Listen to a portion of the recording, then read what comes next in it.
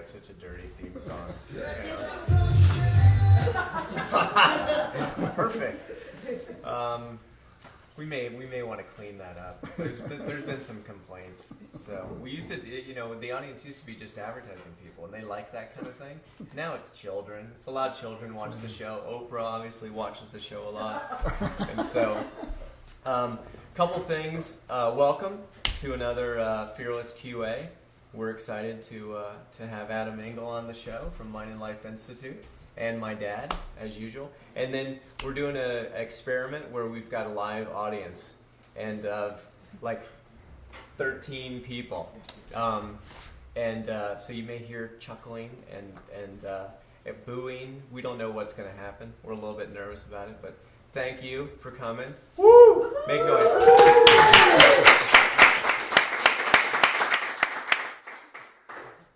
It's real. So we'll get into it. You can, as usual, if you have any questions, you can tweet them into @FearlessQA on the Twitter machine, and we'll read the best ones, and you'll be able to interview Adam. And the audience too that can ask a question. We don't know. I mean, I guess we could do shout outs at some point. We'll see how the show goes. Yeah. So Adam is from Mind and Life Institute, which for me was something that I found out about. You can zoom into mindandlifeinstitute.org. Something I found out about years ago, and the way I found out about it was Adam had a really interesting idea, which was to start these dialogues with the Dalai Lama, between Western science and the Dalai Lama. And that started with a mission. And why don't you just fill us in on the mission a little bit of Mind and Life? Well, actually, the idea came when I heard a rumor that he was interested in science and wanted to meet with scientists. And I was, I'm an entrepreneur. You're like, I can make a couple bucks on this. No, it wasn't even money. It was. I'm an Kidding. entrepreneur. I know how to organize things, and if he wants to do it, and maybe I'll get to meet him. You're a businessman. At this point. My background is Harvard Law, Stanford MBA. Law, finance, entrepreneurial activities. And I gave up my day job about 10 years ago to work full-time for Mind and Life. Mm-hmm. But we started the dialogues in 1987. So this is our 23rd year. Oh, I didn't realize. For some reason, I thought 12 years. No. 12 years. How many sessions have you done with the Dalai Lama? In November, we will have our 22nd dialogue. And in addition to that, we've organized another public talk. So we've organized 23 international events with the Dalai Lama so far since 1987. And the original idea was just to fulfill the fact that he wanted to meet with science, or it was a little bit more than that. It was based on the recognition that science is the dominant paradigm for understanding the nature of reality in modern society and providing a knowledge base for improving people's lives. And it investigates, its instrument of investigation is the scientific method and third-person observation. Buddhism and the other contemplative practices, but especially Buddhism, is a path of liberation, but it's not based on theology or faith. It's also based on understanding the nature of reality and providing a knowledge base for improving people's lives.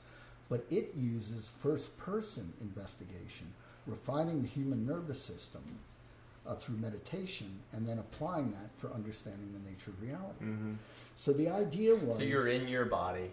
Right. You're meditating, and you're saying, "Wow, I'm discovering these things about my mind." Well, not me, but not you. Contemplatives, but, from 2,500 years. Them Buddhists. The Buddha. Yeah.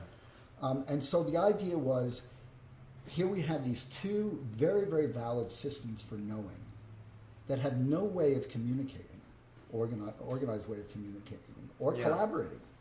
So would it be beneficial for humanity if somehow we could figure out a way to do this? And so we thought yes, and the way to do it is to get the smartest people we knew in the room and start talking about it. Mm-hmm. And was that like?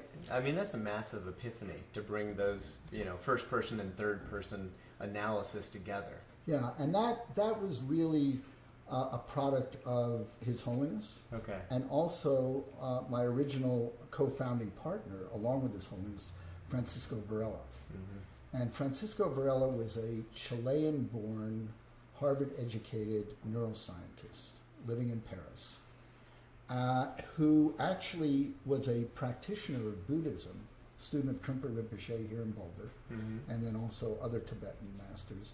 And he came to meditation as a scientist, seeing holes in the scientific understanding of how the mind worked, and becoming interested in what the Buddhists had to say about the mind work. Mm-hmm. And what he realized is that the whole scientific method was based on third-person observation. Right. If I'm a neuroscientist and I'm looking at studying your brain, your subjective understanding or feeling or impressions of what's going on with you mm-hmm. are totally irrelevant under a third-person thing.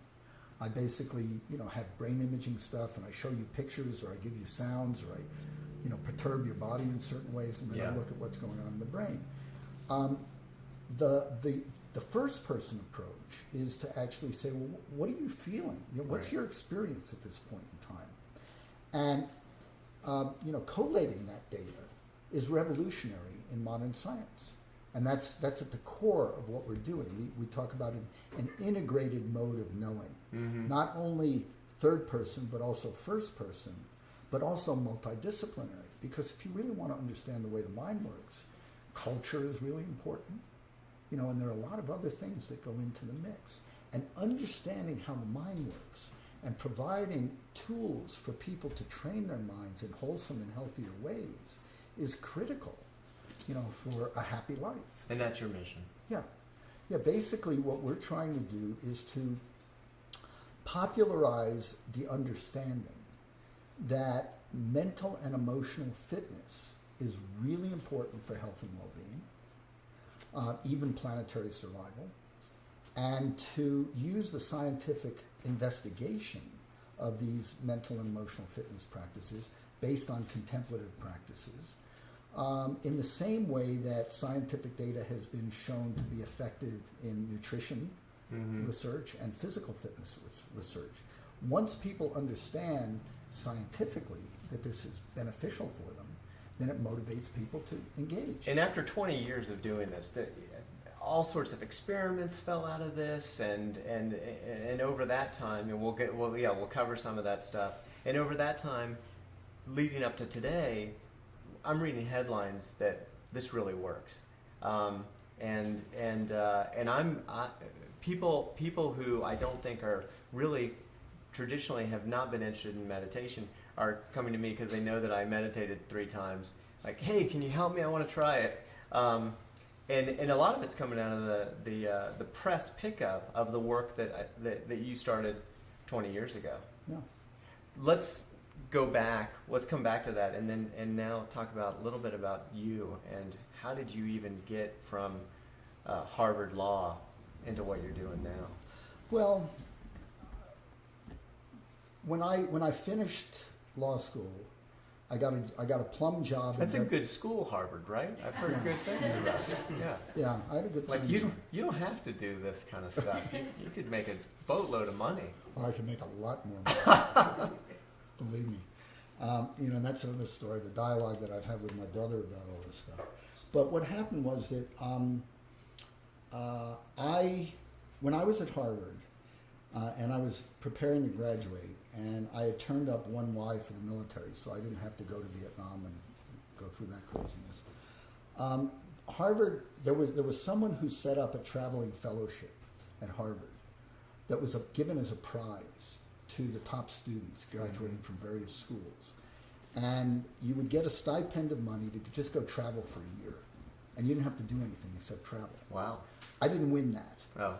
But I thought, well, good to know about it, though. If they still have it, other people might be I thought, well, hell, if it's good enough for those guys, I should do it too. Yeah.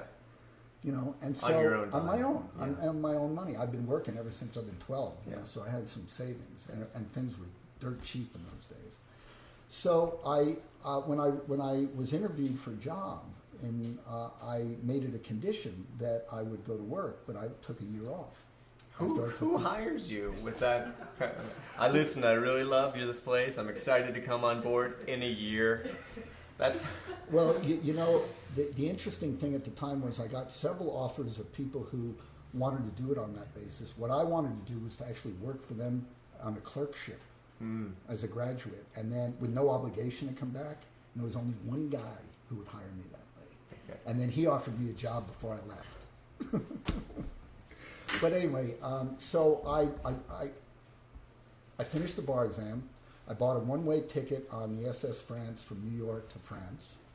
And on the boat, I met a young man who was just graduated from San Francisco State University, who was a Persian, who was on his way back to Tehran, to find a Sufi master. And I had no idea like, what is that that? meant. I still don't know what it is. And so he started talking to me about human potential and awareness and spiritual development. And I started reading when I got to Paris. A guy named Gurdjieff, who was a Western spiritual teacher, he had died by Why that were time. you open to it, though? Or why were you curious You know, about it? it was kind of like I was at a stage in my life where for the first time in my life, I didn't have someone looking over my shoulder telling me what to read, telling me what to do, telling me what to think about. Who is that, your dad? The society. I mean, you know, Just being on the boat and being on your way to France? well, sort of just the experience. My dad of- was on that boat, I think, at the same The time. France before Yeah. it became the Norway. Oh, is it the Norway now? No, now it's no. God knows it's sitting Now on it's, some dock yeah, now it's a scrap somewhere. heap. This was in 1967. 1963, we took the SS France to Europe. Yeah, Same as you. yeah, Okay. Beautiful boat. oh, yeah.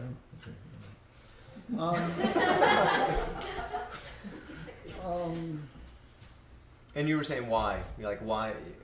There was less cultural pressure in some way. You felt like, okay, I can read this. You know, the image that came to me was that my life up until that point had been kind of like put on a treadmill, you know, taken from my mother's breast, put in front of a television set, put on a treadmill, and then going through preschool and grade school and middle school and high school and college and law school. It was just like, you know, and I just had the sense that it would be a good thing to step off and kind of look around before I got into the rest of it. Mm-hmm.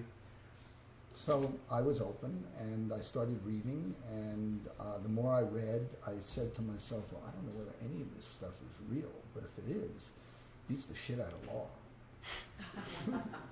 And I just kept on reading, but it was challenging because there weren't very many people who you could talk to about this stuff in those days, or that I found that I could talk to. But then I stayed with it. I came back and I practiced law for a while, and I took several sabbaticals. And then in 1974, I was on a sabbatical, and I was over in Nepal trekking, and I met my first Tibetans. And I was just overcome with the level of Tibetan lamas, the level of kindness that just exuded from these people.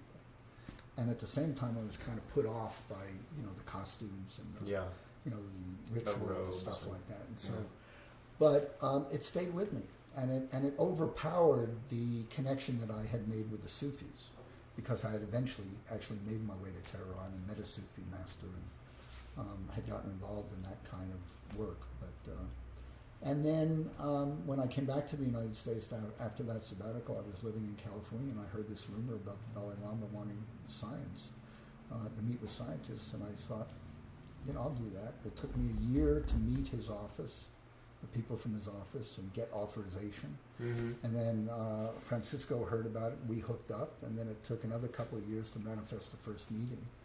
And then that was so successful, I turned to him and I said, would you like to do it again? And, it just started that way. Yeah. But what happened was that after about 10 years, actually 12 years, I started getting a little bit concerned. The Dalai Lama was clearly very, very interested and involved. We were having these meetings every other year. We were publishing books, but I wasn't seeing much downstream societal benefit And a book comes out Yeah. after each session? Yeah, after each. Now we do DVDs and things like that, but the book lags by about 5 years. Sometimes Right. it's less. But anyway, I started. I thought, I would hate to be in a situation where we do this for another 10 or 15 years, And nothing then happens. someone comes along and says, you really blew this opportunity. Mm-hmm. So I asked Francisco and a few others that were on scientific advisory board by this time to come together. And I asked them the question, are we maximizing this opportunity for societal benefit? And what they said to me was, you can hold all the meetings in the world and publish all the books in the world, but if you want to have any real effect in the world of science, you've got to have rigorous studies, the results of which are published in peer-reviewed journals. Mm-hmm. So, like any other entrepreneur, I didn't know what that meant, but I said, okay, well, let's do that. What do we have to do in order to do that? So we have developed a comprehensive strategy. Well, what happens is you start thinking about scientific research. So with the early meetings, you didn't have experiments falling out of those meetings then. Okay, I didn't realize that. So it wasn't until about 10 years ago? It was about 2000 that Okay. we adopted. It was actually 1998 that we had that conversation, and then we reviewed it with the Dalai Lama, and he approved it. And we didn't really start that mission until 2000, with the 2000 meeting. And at that point, the Dalai Lama came into our meeting in Dharamsala, India, and he said, it seems to me that Buddhism and other contemplative practices have developed, or traditions have developed practices that are beneficial for people in their lives. What I would like to ask you scientists to do is to test these practices in your laboratories to determine whether they're beneficial using your measures of benefit or harm. And if you find them to be beneficial, figure out how to teach them in a purely secular environment so that more people can benefit from it. And he's very open to the idea of also, if there are things that are not of benefit, perhaps changing Buddhism too. Yeah. Right. This is the one of the first images I remember from the work that you did on the cover of National Geo, and it's interesting that the technology to really, for scientists to peer into the brain was coming online around the same time that you decided, okay, we have to actually take a more rigorous approach to the dialogues paired with experiments that come out of the dialogues. Right. Yeah, it was very interesting because when we started in 1987, the dominant model, and I may have the years off a little bit, but the dominant model of the way the brain worked was that the brain was basically a very, very static organ, that you were born with a whole bunch of brain cells, and the only thing that happened in your life was that you lost them over time. And that in great chunks sometimes, in Boulder anyway. Yeah, and that the brain operated kind of like a very heavily zoned real estate development. So that, for instance, the visual cortex, they knew the visual cortex was in the back of the brain, but what they thought was if you were born, let's say, without eyes, and there were no organs going to the visual cortex, it just stayed dark. And the idea that emotions actually had neural correlates was not accepted science. Well, once they invented... Where did they think emotions were? Just a made-up thing, right? Well, I don't know. I'm not a scientist, so there's a lot of stuff. But, after Francisco died, Richard Davidson from the University of Wisconsin became our chief scientific visionary. And he was one of the world's pioneers in believing that emotions had neural correlates. And he spent the first part of his career in the academic hinterland because that was not accepted science. And it wasn't until they invented the brain imaging technology they realized he was correct. And now the field of Does he get like a gift basket or anything? Well, Is there any sort of apology? Hey, you know how we shunned you for most of your career? Does that it probably doesn't happen. well, no, but he is extremely well known now, Yeah. and has been designated by Time Magazine as one of the most 100 influential people from 2006 or something like that. But it's actually for his work in meditation, because he's been the scientist that got on, he and Francisco, who got on the research bandwagon first, and just last year we helped him celebrate the opening of his an adjunct to his lab called the Center for Investigating Healthy Minds, and the governor of Wisconsin stood up and opened the meeting bragging that Wisconsin now leads the world in meditation research. Wow. In addition So- to milk. And Yeah, milk. and Yeah. cheese. Cheese curds. One of the questions that just came in is, do you have to be a Buddhist? Of course not. Not at all. But a lot of people involved in this are Buddhists. Yeah, there's a historical note to that.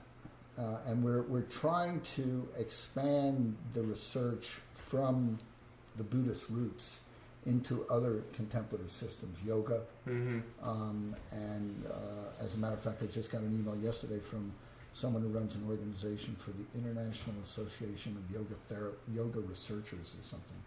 And they're having a meeting of 180 people going into yoga research. The meeting that we're doing in India this year is going to be looking at other types of contemplative practices. We're working with Christian contemplative practices. So let's Tai let's get into that a little bit because I've had people who well, first I'm going to say this. So it's proven that you can adjust your brain plasticity in ways to make yourself happier. Well, it depends on what you say as a standard of proof. I've been trained by the scientists like Richard Davidson. Not to say things like that. And they would say Well, listen, that it's the proven. evidence suggests that you can do it. Yeah. But we had a meeting a number of years ago, and at the meeting was Stephen Chu, who was a Nobel laureate, is a Nobel laureate in physics, who's now the Secretary of Energy. And he said, science will never say that anything is proven. What happens in science is that you go along building evidence, and then someone comes along and disproves that. And if you disprove something that's really, really well accepted, they give you the Nobel Prize. Ah, I see how it works. I'll never get one of those. This is so. This is another example of somebody going into some of the technology, okay. I'll use the word proven just because I am not a scientist. Right. And what the imaging showed was a correlation between what we would understand as happiness and states that this individual can put themselves into. Well, what has happened is that Richard Davidson, who is one of the world's leading affective neuroscientists, which affect means emotion. I don't know why they use that word, but they do. Yeah. What he has shown is that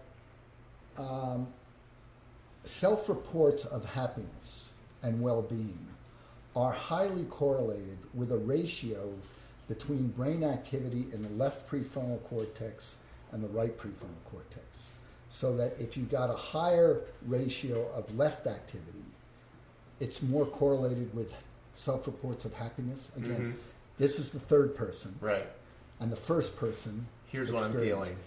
If you have a high activation of right over left, it's correlated with depression and anxiety and unhappiness. Are there political implications to that right and left? Sorry. I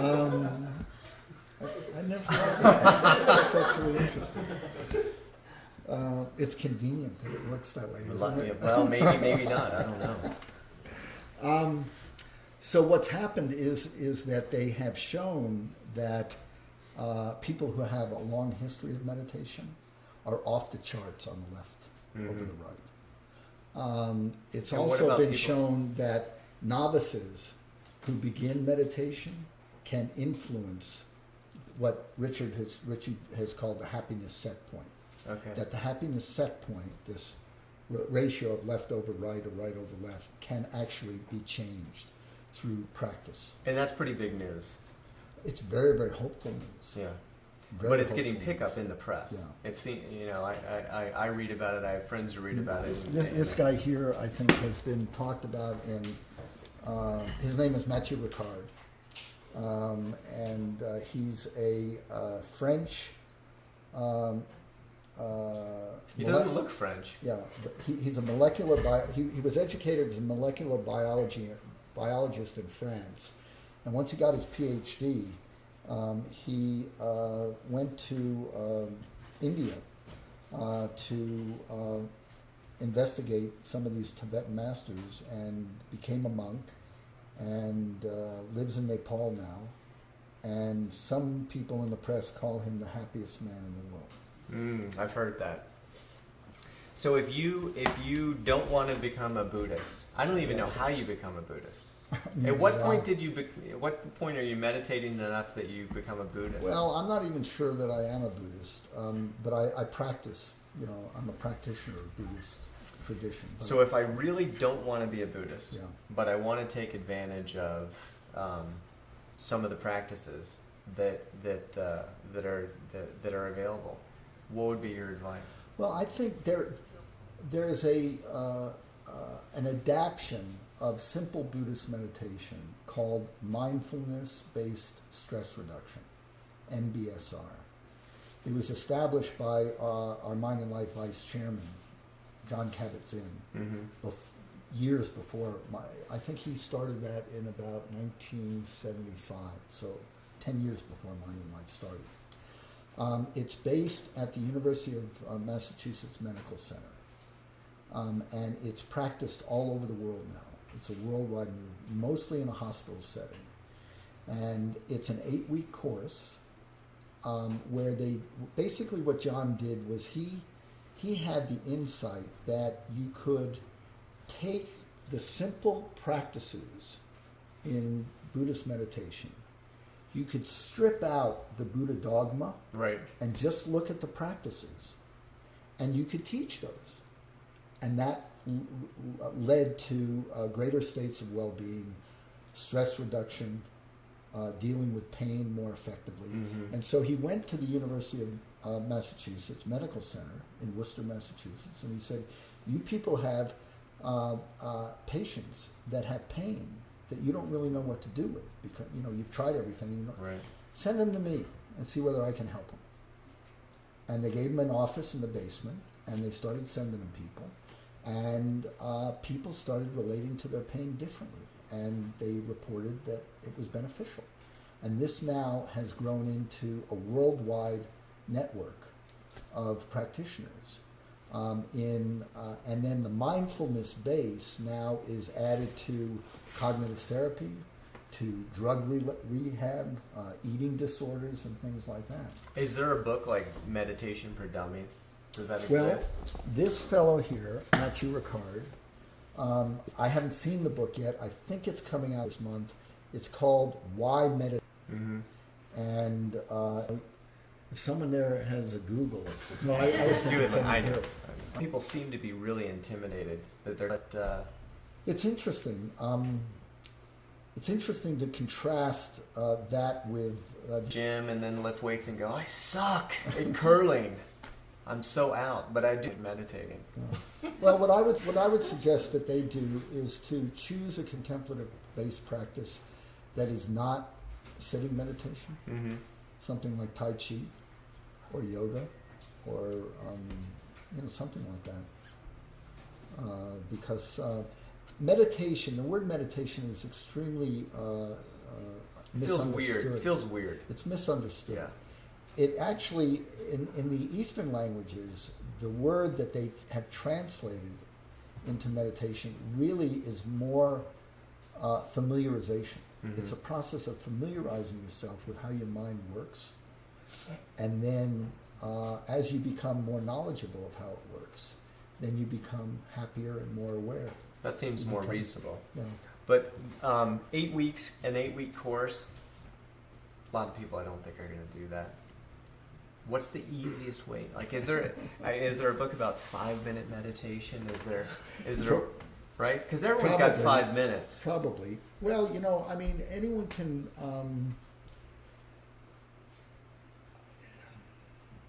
This is a tough one. You guys are trying to keep this meditation away from us.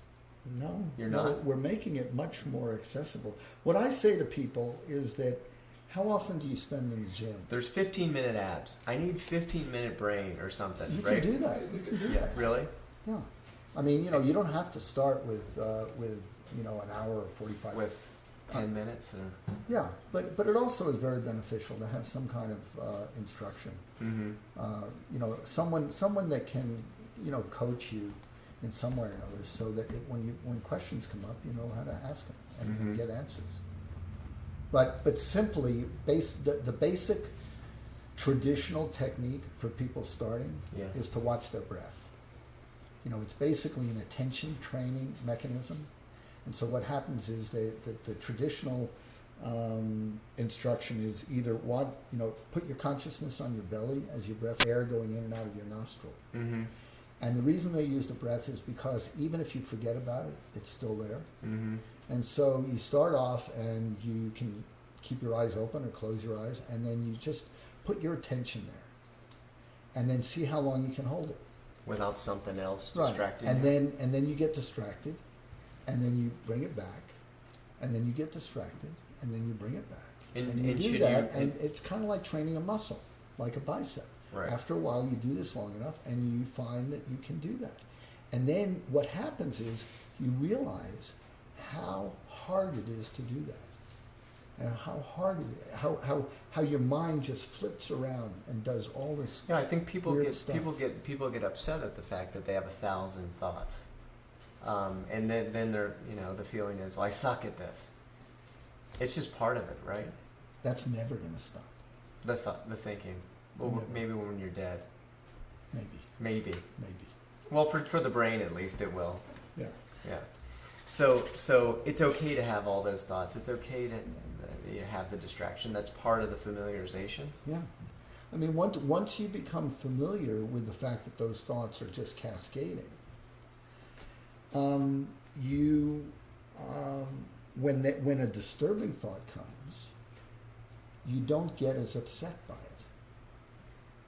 And you don't necessarily have to act on it. Why? What changes? Well, I was with a Tibetan master about a month ago in France, and he said, we're really not responsible for our thoughts.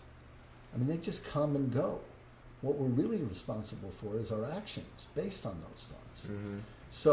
So what meditation does, this process of familiarization, is it gives us a little bit of space between the thought and the action. How many times have you been triggered into anger? Today? And reacted. Yeah. And then thought about it later and said, that probably wasn't the wisest thing to do. It's happened to me. I'll admit it. Right. Yeah. So you gain practice in recognizing, anger is arising. What am I going to do about that? Mm-hmm. And then you just basically say, well, it's just anger. It's just an emotion. It's just a sensation. There's a story behind it. But rather than acting while I'm emotionally involved, right, why don't I let that part calm down and then act? And through this practice, it comes easier, and the theory is that perhaps your brain is being rewired. Exactly. What appears to be happening, what the data seems to show, is I'm not a scientist and I don't know a lot about the brain, but what I've been told is that there are roughly 3 areas to the brain that have been developed historically. There's a brain stem, which they call the reptilian brain. Then there is the emotional brain, the limbic system, and then there's the cortical structure, which is the dominant part that makes us human. What seems to be happening is that a lot of emotionality is flight or fight reactivity that is based in the reptilian and the emotional brain. What meditation does is it allows though those processes to circulate through the cortical system so that you can distinguish whether it's a real or imagined threat. Mm-hmm. So we, our earlier brain, evolutionary elements of our brain were very, very reactive. Sure. I mean, if you're walking in the jungle, Run. you Bear. got to get out of there. Yeah. Think about it later. But in a modern society, there are a lot of things that we interpret as threats, But we shouldn't. but they're not real threats. Right. So, Thank God we don't have spears all the time right now. so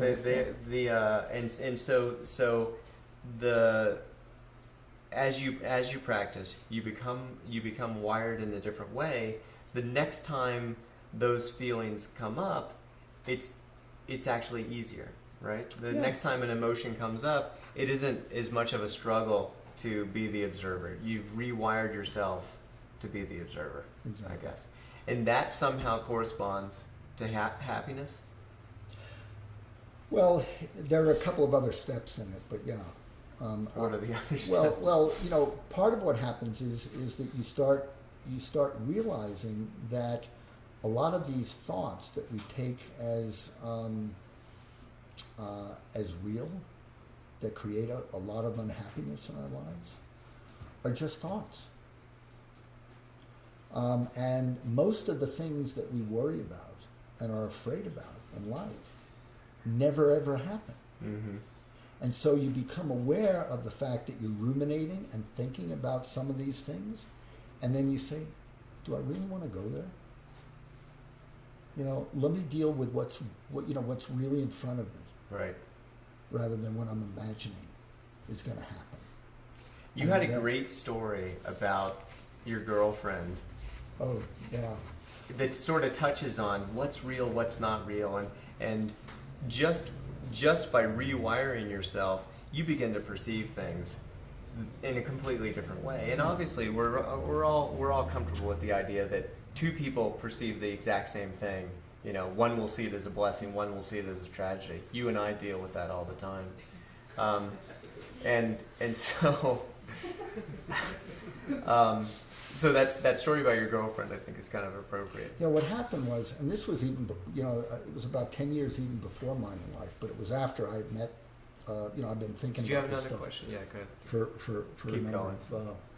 So I was with a girlfriend at the time in Bermuda, and we went to see a show of a stage hypnotist. And this guy asked anyone in the audience who wanted to come up on stage to come up on stage. And then he dimmed the lights and he talked to them for about between 30 and 60 seconds.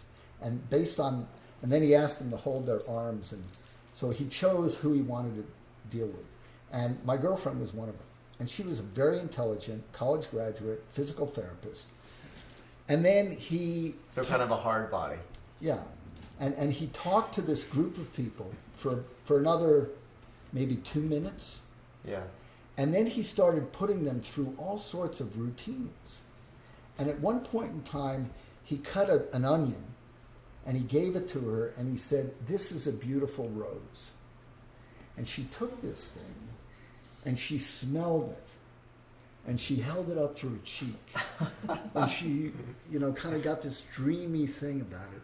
And I'm looking at this and I'm saying, isn't this interesting? Here's all of her senses working.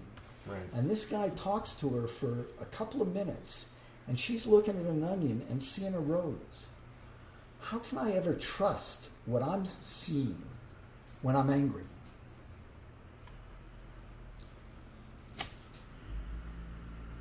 I don't know. I'm kind of stuck with the whole thing. Like, what is real at that point? Because she was seeing a rose and she was smelling a rose. Right. She thought she was. She thought she was. But are we in some ways, do we hypnotize ourselves through the our view of the world? Well, there's a lot of what we know about the way the brain works is that if you look out at anything, what do you actually see? you see colors, shapes, textures. There are data points that come in, and then they get assembled, and the brain assembles them into an image. So in other words, if you're walking down the street and you see someone who kind of like looks familiar, what will happen will be your brain will pull in different data points, and at a certain point it will have a critical mass of those, and it'll say, oh, that's Alex. So a lot of what we're seeing is made up or assembled in the brain. Right. Well, there's a lot of agreement that Alex is Alex. But when you get into interpretations of stories or triggering mechanisms that trigger old habitual fears and patterns. Or even the There's labeling of yeah. good and bad, right? Right. So, hey, there's a thing, that's a bad thing. Right. Here's a thing, that's a good thing. You know, and a lot of it has to do with the way that we've trained our minds. You know, there was a thought experiment that I went through a couple of years ago, because I was looking at the difference in the way that the way that it happened was that people say to me periodically, well, you've been around the Dalai Lama a lot. You know, what's he like, and how did he get that way? And I thought about that. I tried not to ask you that. I'm glad that you brought it up. What is he like? Yeah, how did he get that way? Well, you know, I mean, he's a remarkable human being, and he's incredibly present and incredibly kind, and he's got a great sense of humor. And he has this incredible effect on, you know, people. I mean, Yeah. I've been at the Pepsi Center, you know, when he's talking to 10,000 people, you know, and you know, people are just really moved, even if they're, you know, way up. So I started thinking about it, and I said, well, one explanation is that he was born with it, you know, reincarnation of previous. Let's put that aside. One of the things that we know is that at a very, very early age, he bought into a system of training his mind based on values of altruism, kindness, compassion, and he's done that consistently for 70 years. Yeah. So then I thought to myself, well, what happens if you use the same process of rigorous mental training, using the values of power, greed, self-interest, self-entitlement? Gordon Gekko. Dick Cheney. Donald Rumsfeld. It's an interesting thought experiment, and that's why training the mind is so critically important. I mean, think about it this way: the only way that we can relate to the universe at all is through our five senses. All five senses are interpreted by the mind. The mind is the channel through which everything that we know and relate to, you know, that's the bottleneck. That's the bottleneck. Yeah. If that is distorted, you know, well, let's put it the other way. If that is almost like clear, it's programmed or wired. Right. Yeah. If that is wired for the greatest good, for the greatest amount of people, what we see out there and what comes in and what we do and what's interpreted will be much, much different than if it's wired for what's best for me right now. Have you ever met Dick Cheney? No. I'm just curious if he's as happy as the Dalai Lama. Doesn't seem like he is, but He certainly doesn't look like it. doesn't look that happy usually. So if we haven't started early though, it's never too late to start. Never too late to start. Never too late to start. You know, any more than is it too late to do cardiovascular exercise? Right. You know, and improve your health that way. Is Yeah. it too late to start eating wisely? For me, probably.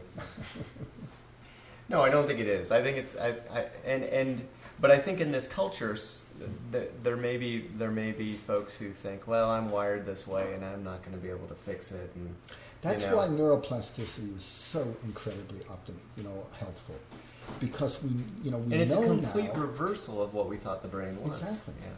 Exactly.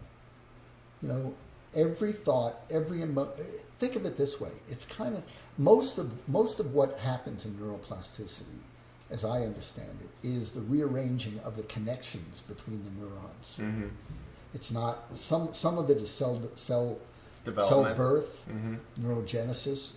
Some of it is, they've done studies where if you're a violinist and you use your hand this way, then the part of the brain that governs the hand is more robust than others. So some of it is cell configuration, but a lot of it is rearranging circuits in the brain. Well, it's kind of like, the way that I thought about it is that it's kind of like if you've got a lawn and you start walking along the lawn, eventually you wear a path, and that'll be, if you've got a propensity for anger, that happens in the brain, and it's very easy to get to anger. Mm-hmm. If you start training your brain differently, grass will grow up over that path, and a new pathway will form toward patience. Sometimes you hear of people who have these epiphanies where they've got this worldview, they look at things one way, and almost like a switch, something happens, and they completely change how they see things. Right. Sometimes it can be a near-death experience. Other times it's just a decision. Right. How does that happen? I don't know. I don't know. I was speaking with, because that seems easier. Yeah. To do it all at once. I was speaking with a fellow named Eckhart Tolle, Mm-hmm. who is a contemporary spiritual. Yep. He wrote a couple books. Yeah. And he had a spontaneous awakening, which is right. Yeah, he what describes it. He describes it in his book. And we were talking about it, and he said, yes, a few people have spontaneous awakenings, but most of us are growing in awareness on a gradual basis. Right. And that's my experience. I haven't had any kind of spontaneous awakening, but I don't know how that all works. It would be great to see one happen in an MRI machine. If you could get the timing right, and just happen to be in an MRI machine when you have a completely spontaneous awakening, and you could map it, then we could replicate it for everybody. Yeah, exactly. Yeah. And that's part of what we'll be learning over the next couple of decades. It's probably a challenge to mind science to even understand how that could happen, since it is the neurons making new connections. Is it possible, or is it somehow a use of the existing connections in a completely new way? Probably the latter. Or a Probably combination. I don't know. You're going to have to get Richie here and speculate. We'll have to sit down with him, because I think we've stumbled on something they need to answer. We get Eckhart Tolle in there, scan his brain, see what happened in there. We could do a live event here in Boulder. Yeah, that would be fun. What? Huh? You say lobotomy? No, a live event. Live event. Or a lobotomy. Or a live lobotomy. A live lobotomy. Yeah, no, I don't think we want to administer any of those.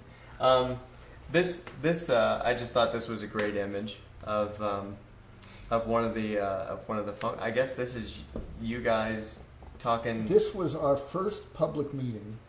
It looks intimidating. In 2003.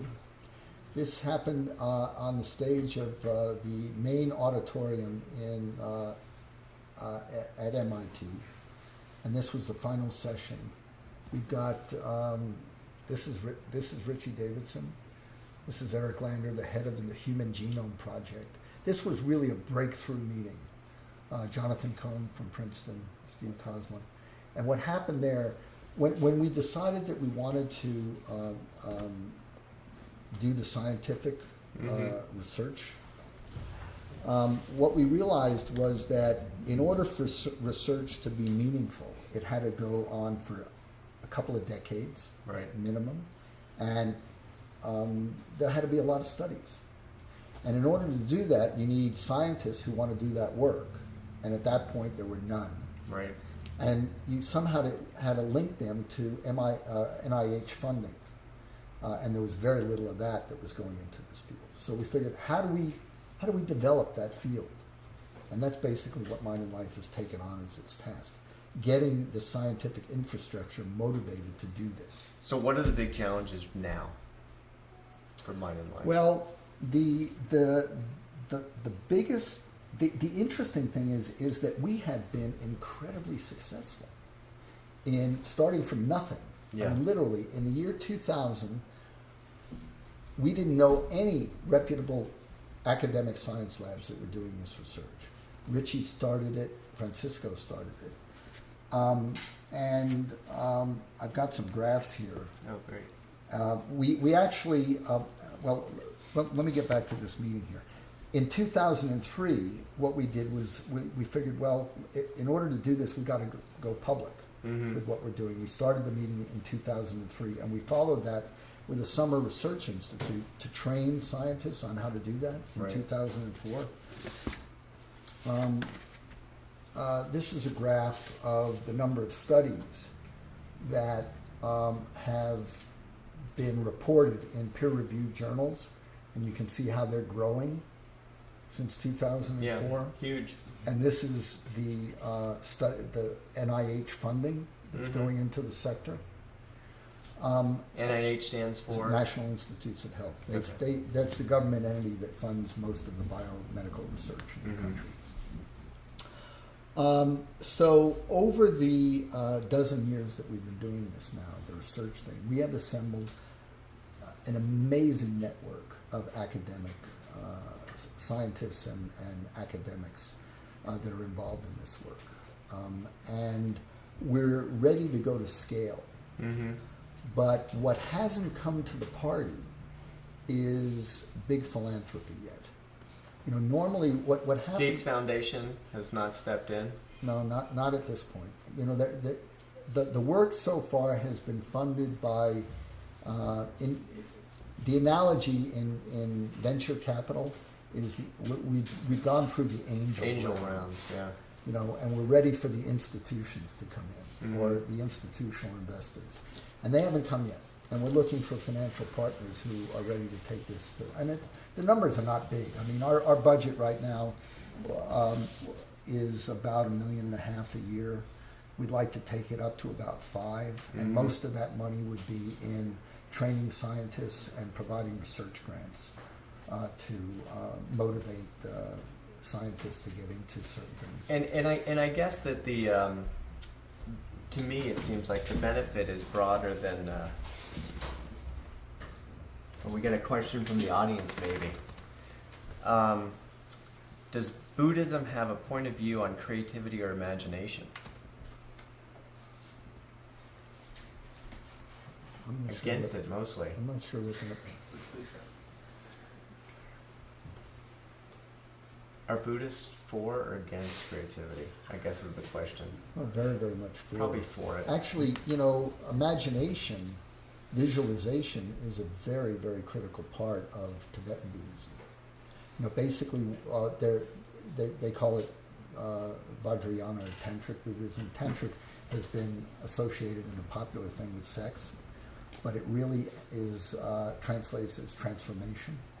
And basically what they do is... Mindful sex could be a move. Oh, yeah. Actually, in terms of increasing the uptake from your average citizen.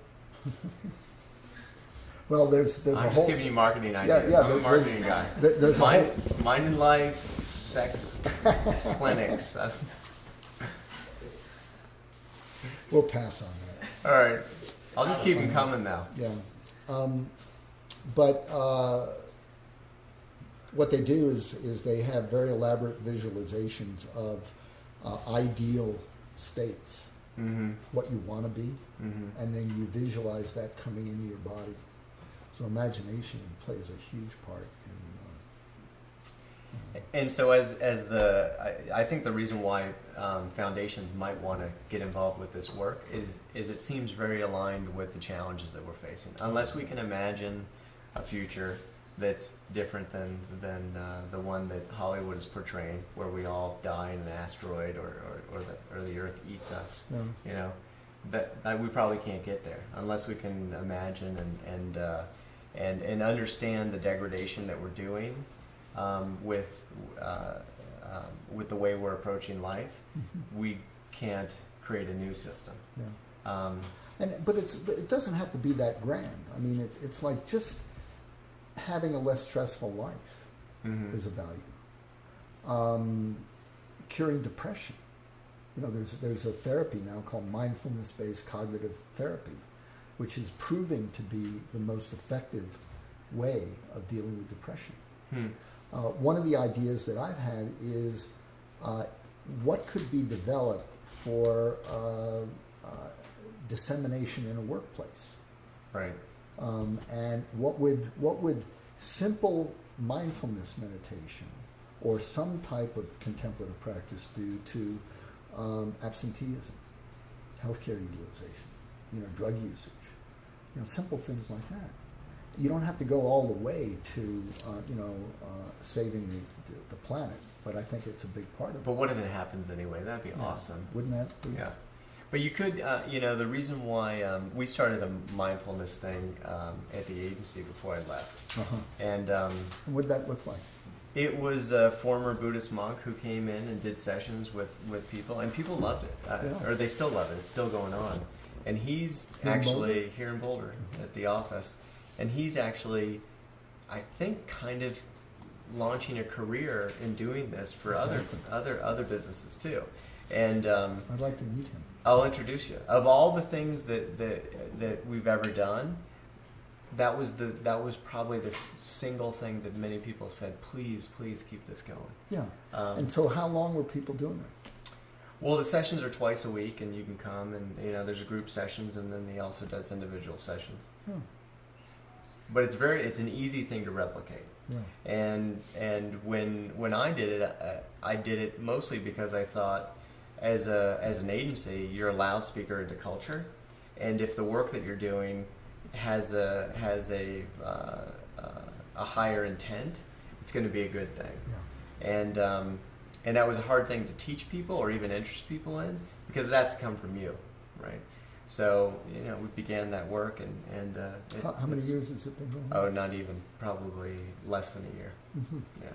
Be interesting to talk to him and start taking some measurements of effectiveness. Exactly, and then start to prove some things out, because then the investment's nominal. Yeah. If you can prove some of the things that you're talking about. Yeah. Well, it's great having you on.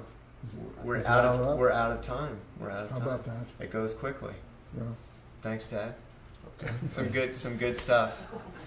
Well, I'm a closet Buddhist. Are you? Yeah.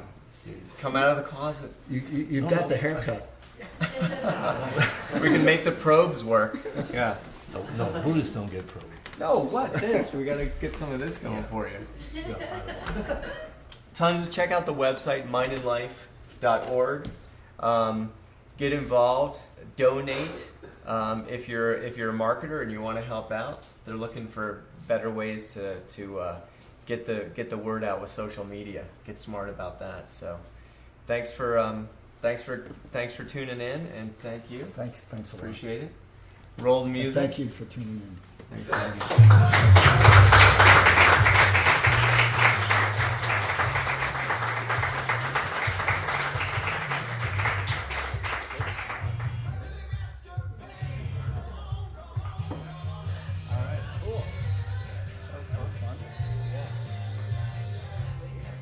Isn't this a great photograph? I know, I love those. It's amazing. Yeah. Let me tell you the story about this one. The Dalai Lama